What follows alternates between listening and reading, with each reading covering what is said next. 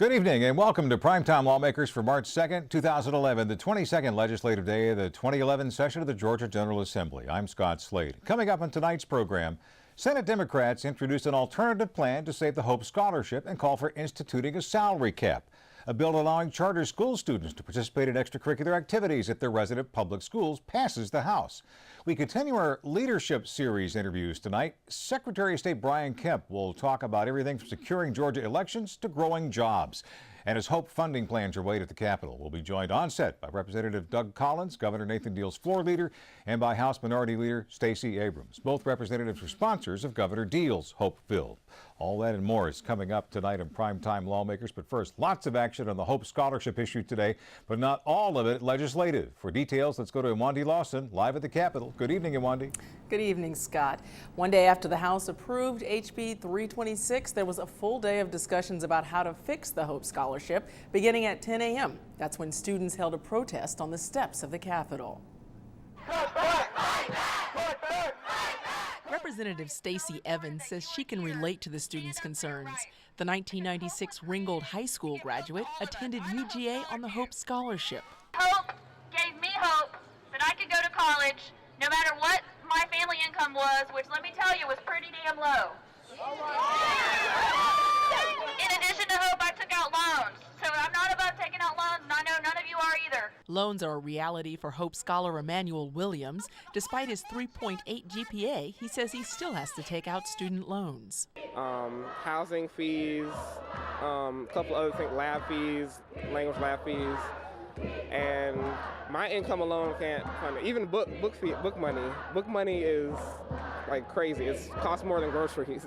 Vicki Flemister joined the protest because her niece is a college student. She says a means test is a better way to preserve hope.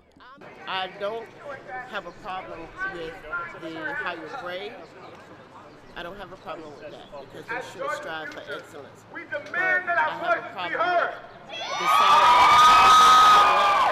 The cap that used to be on the Hope Scholarship, that's not there anymore. Georgia State graduate Ada Evans is passionate about preserving the scholarship program in its current form. My parents are not wealthy, and I worked hard to have over a 3.0 to be able to go to school. And I think everybody who's coming behind me should have the same rights. Now, we're trying to be civil. We're going to do this in a civil manner, but if it doesn't work, we're going to have to go Egyptian on their butt. Now, many of these same students also testified when Senate Democrats held a hearing this afternoon to unveil a proposal that they're calling Hope for the Future. It includes a means test based on lottery revenues, and for the upcoming fiscal year, that would cap family income at $140,000. Senate Democrats also want to see the Zell Miller full tuition scholarship offered to the top 3% of all students at Georgia high schools instead of tying it to grades and standardized test scores. The proposal eliminates the state payment for books and fees and calls for additional revenue to be generated through a 2% increase in lottery funds paid into the education account and a 1% reduction in commission paid to retailers. Senate Democrats also want to see funding to maintain a 6-hour pre-K day. Among those who testified at the Democrats' hearing today, there was support for the income cap on Hope scholarships and for funding for pre-K. Well, one thing that is very clear about this bill is that it cuts jobs. We spent cobbled together nearly $1 billion in tax cuts to try to attract the Kia plant. But we're willing to cut the daycare program to the extent that we'll have to lay off workers who also need jobs. And so it makes no sense why on the one end we will invest for a foreign company to come here to make cars in West Point, Georgia. To induce them to come here, we're willing to spend $1 billion, but to keep the daycare worker working, we're saying we're not willing to invest anything. At 4 p.m., the Senate Higher Education Committee convened in the same room to review the bill passed out of the House yesterday. So, of course, a very full day of hope. The chair of the Senate Higher Education Committee, Senator Jim Butterworth, says that there was a bipartisan meeting last night about the measure and that the governor was present for most of the 2-hour session. HB 326 now goes through the Senate Higher Education Committee. The Senate today agreed to allow charter school students to join clubs and teams at their local public school if those programs are not available at the school where they are enrolled. Here's Senator Chip Rogers presenting Senate Bill 34. Why should we as a state tell a student who is only making the choice to better themselves that we are going to punish you for making that choice? It's mean-spirited, it's wrong. This Senate is better than that, this state is better than that. We have the opportunity to correct that today. Under this bill, students who are enrolled in a public charter school will be allowed to participate in extracurricular activities at the school for which they are zoned. We've even gone one step further. We've allowed the principal of that school, he or she, to make the decision to accept that student. So if there is some reason the principal thinks that student ought not be allowed to go there, he or she can say, no, you can't participate in our extracurricular activities. SB 34 also allows traditional public school students to take part in extracurricular activities at area charter schools if they don't have access in their home schools. That measure passed the Senate by a vote of 39-9, and it now moves to the House. The House approved today penalties of 50 years to life for those convicted of human trafficking. Representative Edward Lindsey says it was his sister who made him aware of the issue and prompted him to sponsor HB 200. It clarifies the elements of the crime of human trafficking, thereby making it easier to prosecute, and also clarifies what evidence is and is not relevant in a trial against the accused human trafficker. Number two, it toughens the sanctions against human trafficking and those who promote sex crimes and provides law enforcement greater tools to combat these crimes. And number three, it provides the individual caught in this dark web a pathway out of it by providing encouragement through our laws to assist our prosecutors and law enforcement officers to give them the evidence to go after these human traffickers. HB 200 passed 168-1. It now moves to the Senate, where there was disagreement today about how much flexibility local government should have when it comes to scheduling elections. Democrats tried to amend SB 92 to extend the hours that polling places are required to be open. We're creating a situation where voters in this state, depending on where they live, will determine when they can vote. We will create a patchwork of voting times around the state. And just to make a point, my Board of Elections has not come to me and asked for this. There's a reason this legislation is supported by GMA. It's because the current system that is in place is working an incredibly undue burden and an unfunded mandate upon those local governments. Now, no one is suggesting that we eliminate advance voting. To the contrary, this bill expands advanced voting. It expands it from 7 days to 14 days. So the local governments that we're talking about will have the opportunity to have voting at multiple locations, not for 1 week now, but for 2 weeks. The Democrats' amendment failed. SB 92 passed 35-17. It moves to the House. The House Judiciary Non-Civil Committee today agreed that Georgia should join 42 other states that initiate the charge of boating under the influence with a .08 blood alcohol level. The BUIs for all of our surrounding states, North Carolina, South Carolina, Tennessee, Alabama, and Florida, all have .08 already, and we do share waterways with them. So it would also make that consistent as well. The House Judiciary Non-Civil Committee gave HB 315 a due pass recommendation and sent it to House Rules. Finally, it was Department of Natural Resources Day, and House Speaker David Ralston boasted that his North Georgia district has some of the most spectacular natural terrain. You know, I have a ringside seat in my House district in North Georgia to some of the great work that our state parks do. I am blessed to represent Amicalola Falls State Park. And in fact, I want y'all to meet some of my constituents. Bring them up here. Zeus says he voted for me. Governor Nathan Deal says state parks and historic sites brought in over $620 million in fiscal year 2010 and attracted 9.7 million visitors. As I and my colleagues in the General Assembly who are wrestling with difficult budgets can tell you, that is a welcome contribution to make our state budgets more effective. It was interesting to note that the Department of Natural Resources says it saved almost $2 million last year by using 72,000 hours of volunteer services. Reporting live from the Capitol, I'm Nwandi Lawson for Primetime Lawmakers. That's encouraging. I'm a friend of Georgia Parks, too. I'm glad you did that tonight, Nwandi. Before you go, what kind of traction can we expect for that Democratic Enduring Hope plan that you told us about earlier? That's a good question, Scott. You know, we never can tell. We know the political process makes its way here under the Gold Dome. We did hear, though, from Senator Jim Butterworth, who heads the Senate Higher Education Committee that the bill has to go through, that all ideas are on the table and they're going to be given a fair hearing. We'll be talking to some of the leadership as well toward the end of this program tonight on that very subject. Thanks very much, Nwandi. Thank you.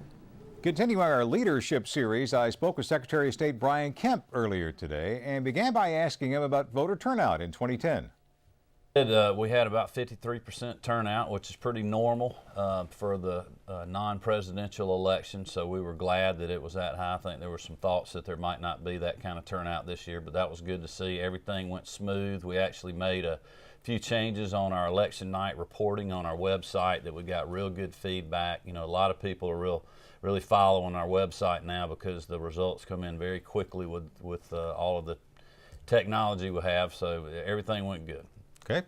As far as moving things along and standardizing elections throughout Georgia, is it going to be more high-tech even in the smaller communities, or are we there now?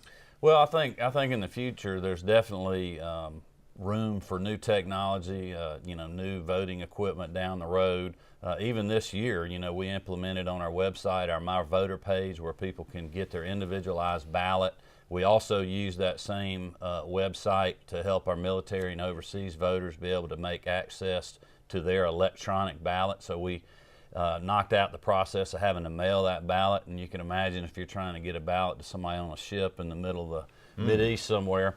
So it sped the process up. We'll continue to do more of that in the future. We're looking right now at updating our voter registration system. And all that technology will be easier to use and better for our citizens and our local partners that we deal with in elections, but hopefully will help the counties reduce cost as well. Are you happy with the security of the system at this point, and is there any further talk of paper trails? Well, there's always talk of paper trails. You know, when you look across the country, I was in Washington a couple of weeks ago meeting with other Secretary of States across the country, some very interesting dialogue. You know, on the West Coast, they're actually going to an all-mail paper ballot. Our biggest amounts of fraud that we see in Georgia happens with paper mail-in ballots. So, that concerns me. I think our electronic machines we have now are secure. We have a lot of testing and a lot of things that we have in place to make sure of that. Now, there are those that, would like to see a paper trail of some sort, and I'm certainly open to that in the future when we go to new technology or new machines, but that's going to cost the state, $50 to $70 million, and I don't think we have the money or need to go there right now. I think we need to let the technology develop a little more over the next few years and then see where we are. What about the prevalence of voter fraud? How serious a problem is it, and are we cooperating with other states to make sure that we don't have names in different states, the same people trying to vote Well, twice? We've been very proactive with voter fraud in Georgia. That's something that I have been talking about when I was campaigning, and since I've been Secretary of State, one of the first things I did was created a Stop Voter Fraud website where Georgians can go and report voter fraud. We believe that there's zero tolerance for voter fraud. If there's one instance, we're going to go after it. Unfortunately, we have multiple cases every quarter or so when we have our state election board meetings. We had a big case in South Georgia this year that we worked with the GBI on where we actually arrested 10 people. 2 of those, unfortunately, had just been involved and had actually won the election, and so those are disturbing. But we act swiftly on those and are very diligent. We've got a great enforcement division that we work with, and we're going to continue to do that. There's been some talk in the legislature about adjusting the early voting periods. What have you heard about that, and how does your office feel about that? Well, we are certainly understand why the legislature is doing that. We've been working with Representative Mark Hamilton. We actually met with a lot of the new freshman senators that are hearing locally that there needs to be changes. I certainly heard that from the counties as I campaigned statewide about the cost of having 45 days of in-person voting. I will remind everyone that we're not doing away with the 45-day period, only the in-person part of that period, cutting it down. The House bills be cutting it down from 6 weeks to 3. The Senate actually passed a bill today that cuts that down to 2 weeks. You still be able to vote absentee in our military ballots 45 days out from an election. And, you know, we've been working with all the legislators to make sure. My biggest concern in that is making sure that we get a good bipartisan bill. I think it's important that everyone's on board with this because we've got to get it pre-cleared through the Justice Department. And we need to make sure that the counties are aware that if we do shorten the period to help them with their costs, that they're ready to gear up and potentially have more equipment available so they can handle the crowds in early voting. Along with the election process, your office is at the tip of the spear for Georgia business as well. Tell us about the governor's competitive initiative that you're involved with. Well, Governor Deal announced at the Eggs and Issues breakfast this competitive initiative. I'm very excited about it. I applaud him for doing that. I think he wants to look and see how we can continue to make Georgia as competitive as any state in the nation to lure business here. But something that he and I have talked about is, you know, how do we help our existing businesses, specifically our small business owners? That's something that I have been very interested in. Being a small business owner for pretty much my whole adult life, and I think there's a niche there for state government to really talk to our existing business owners, see what we can do for them, not necessarily for just throwing money at them, but, you know, if there's ways to cut red tape, make them be able to grow their business more, make entrepreneurs want to come to Georgia and start their business, and I'm excited about working with him on that in the future. Will your office have anything to do with any initiative that might involve E-Verify, or will that be outside of your purview? Well, there's been a little bit of talk about that. I think the will of the legislature now that we won't be involved in that. We use E-Verify when we hire in the Secretary of State's office, and we use the SAVE program when we look at issuing professional licenses to make sure that we're not giving somebody a benefit that's not entitled to have one in the state of Georgia. One more thing, you see the figures all the time. A real indication of the economy might be the way things are moving around at the corporate level. You deal with corporate filings and that sort of thing. Are you seeing an uptick or downtick or about the same? Well, the last, you know, prior to 2010, 2 years before, we'd had a drop, obviously, which makes sense with the way the economy was moving. In 2010, actually, that number came back a little bit, so we're seeing a kind of an incline on new corporate filings. Actually, this year's number, we're a little bit behind of where we normally are, but I don't read too much into that. I think that's just people waiting until later in the year to make their payment because everybody is dealing with cash flow problems now, and they're, you know, taking care of this bill first and then this bill, and they know that ours is not due till April the 1st. So I feel like things are starting to move in the right direction. I certainly hope that holds because I think all Georgians, including myself, are ready for things to come back. Secretary of State Brian Kemp, it's great to visit with you. Thank you for having me. I appreciate it. And as you heard earlier in the program, big changes could be coming to the Hope Scholarship as multiple plans are put forth to preserve the program. After this short break, I'll be joined on set by the co-sponsors of Governor Nathan Deal's Hope proposal, House Minority Leader Stacey Abrams and Representative Doug Collins, Governor Deal's floor leader. Stay with us. GPB presents Chattahoochee, from water war to water vision. Meet some of the stakeholders in Florida, Georgia, and Alabama's dispute over who controls the water flowing through the Chattahoochee River. For the past 20 years, it's been something that's kind of fought between the states and not fought in people's homes. Join us this week and look at the Chattahoochee in a way you may never have before. Thursday at 7:30 on GPB. Attention Roadshow fans, the one and only Antiques Roadshow is coming to Atlanta. To enter and see complete rules for Roadshow event tickets and the Roadshow Furniture Roundup, visit pbs.org/antiques or call 888-762-3749. Ticket applications and furniture submissions must be received by April 18th, 2011. Tickets awarded by random drawing. Good luck. Welcome back to Primetime Lawmakers. We've been talking for weeks now about the problems the lottery-funded Hope Scholarship and pre-K programs are facing. Yesterday, a bill that attempts to address funding issues with Hope passed the House. HB 326 has bipartisan support. Democrats and Republican leaders are co-sponsors, and it's backed by Governor Nathan Deal. Specifically, the bill removes the full-ride scholarships that all Hope scholars who attend in-state public colleges and universities receive. Most Hope scholars will still have 90% of their tuition covered, and scholars who earn a 3.3 GPA are eligible for full tuition payments through the Zell Miller Scholarship Program. The legislation does not address pre-K funding, but Governor Deal's plan is to reduce the hours of daily instruction. Just this afternoon, a new proposal was unveiled by a group of Senate Democrats calling themselves the Special Committee to Restore Hope. Their proposed plan would put an income cap on Hope eligibility and reduce lottery retailers' commission from 6% to 5%. I'm now joined on set by two co-sponsors of Governor Deal's Hope bill from opposite sides of the aisle.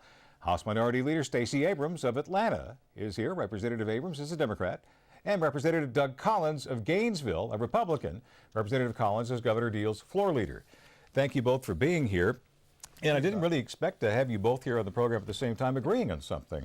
Neither did we. It's amazing how things work out. Well, why do you agree on this? Representative Abrams, we'll start with you. A few weeks ago, I was having conversations with the governor's office about a number of issues, and the conversation of Hope came up. They posed some of their proposals to me and asked me what my thoughts were. They also had additional conversations with members of my caucus.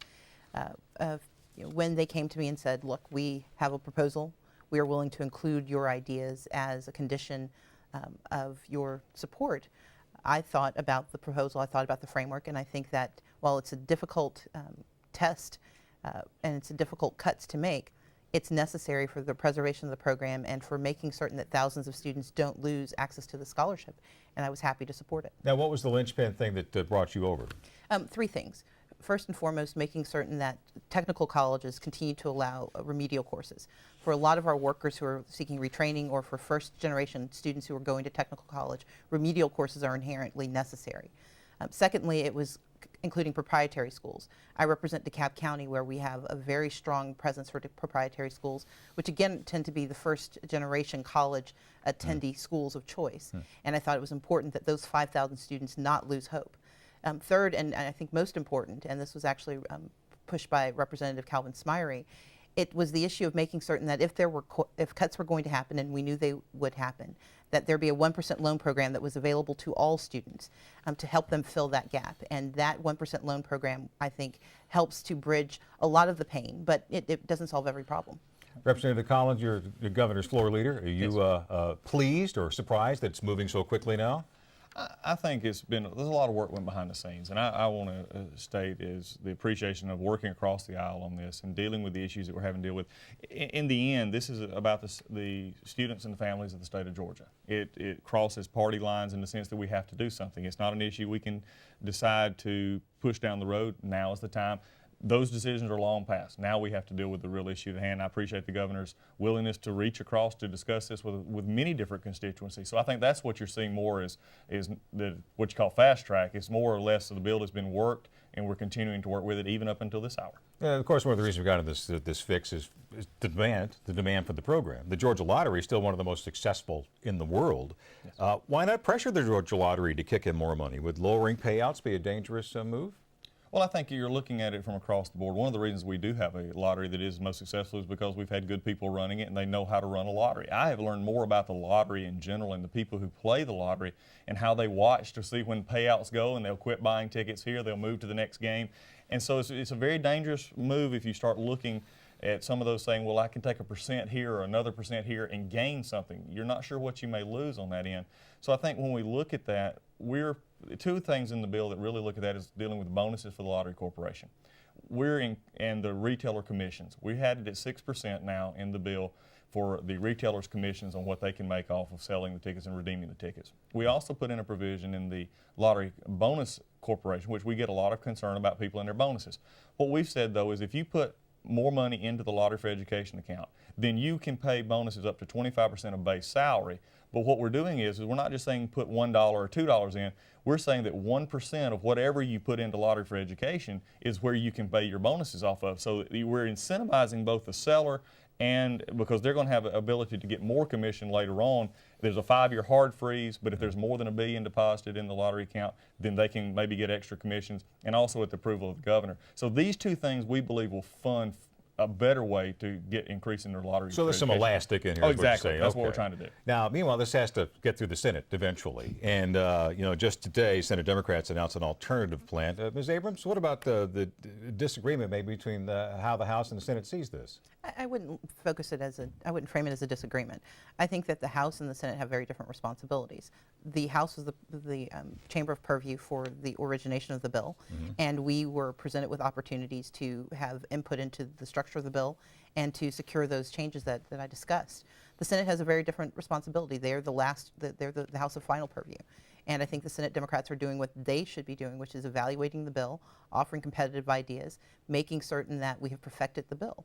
I think it is incumbent upon all legislators to be actively engaged in the process and to hear from our constituents. In fact, the Democrats in the House have begun town hall meetings on HOPE on the 21st of February before this accelerated, and I think that was necessary and will continue because this is a program that's going to affect 80,000 students. It's going to affect lots of families in Georgia, and we think it's imperative that everyone understand what the program does, what it doesn't do, and that we come up with the best bill that meets all of the obligations that we have as legislators and as leaders in the state. I'll ask Representative Collins this question too, but I'm going to start with you on means testing, salary caps. That's one of the things the Senate at least talking about, right? $140,000, I think. Your feelings on that before I get Representative Collins? My concern is that the conversation about means testing wasn't a conversation that was on the table when the bill was presented to us. We had, as I said, the House Democrats came to the table with the understanding that there was a framework that was set and there were opportunities to improve the outcomes for thousands of students, and we took that as our obligation. I think that any conversation that goes beyond that is the necessary conversation that happens in the legislative process. But we began in the House with the understanding that there was a framework set, but that we had students that we could help, and that's what we focused on. How about Representative Collins? Is means testing off the table? It is from our perspective from the governor. So this is not something that was just put together lightly and said, well, let's throw this in and we'll take this out. Everything was looked at, and when we looked at it from the perspective of means testing, we said no. When it was changed to a merit-based, we wanted to keep the program a merit-based issue, where the students who are going through it now do not have to worry about the means testing for income. They said go do the best you can in high school, earn those grades, get ready for college, and we'll be able to hopefully provide something there that will keep you. And that's been the whole thing long term, is making this a long-term viable solution that has kept Georgia at I think a premier status in what we do for education. The GPA to qualify for the full ride scholarship, the Zell Miller Scholarship, wound up being 3.3 instead of the 3.7 that had been talked about before, right? Where did the 3.3 number come from? That's not right. You still, coming out of high school, you still have to have a 3.7 or a 1200 on the SAT or a 26 on the ACT. The 3.3 came for retaining HOPE, the Zell Miller status, while you were in college. And that came, again, I believe has been an open process as we've been dealing with this, came from, there was a student body president from Georgia Tech who made a very compelling case, and others who talked about that, stating this is their honors program numbers. We looked at it, we came back to it and said, this is something maybe we can give here. We went to a 3.3 that allowed the rigorous coursework to come in and still maintain the Zell Miller scholarship status. So it's still 3.7 and a 1200 SAT or 26 ACT, but you now have, instead of 3.5 to keep it, you can go down to a 3.3. In the few seconds we have left, Representative Abrams, what would you like to see happen with pre-K funding? I think we need to move back to providing pre-K to as many families as possible. I was pleased that as part of the conversation with the governor, he agreed to fund extended care. I know there are ongoing conversations with DeKalb and with the Department of Early and Childhood Learning, but that's going through the appropriations process. And I think, as we all know, the appropriations process can yield surprises for us. And my hope is that the surprise will be that we will fully fund pre-K. I think that families have made it very clear that they need that support, and we know that the outcome for a pre-K investment is a wonderful return on investment for the state of Georgia. We'll have to leave it there. Thank you both for coming in. Thanks for cleaning up those numbers for us. Thank you. Appreciate you being here this evening. And that'll do it for now. Coming up tomorrow on Primetime Lawmakers, an illegal immigration reform bill is scheduled to be heard on the House floor, and former U.S. House Speaker Newt Gingrich will be paying Governor Deal a visit. The topic, federal regulations. We'll bring you another installment in our leadership interview series, plus in-depth analysis on important legislative issues and the latest Capitol news. That's tomorrow night at 7. You can see a repeat of this broadcast at 5:30 tomorrow morning right here on GPB. Next, the best high school sports show, bar none. Join Gil, Mark, John, and Nikki for a new episode of GPB Sports Central. Stay tuned. That's our broadcast for this 22nd Legislative Day of 2011. Thanks to our guests for joining us. For Imwandi Lawson, I'm Scott Slade. Have a great night. This is a GPB original production.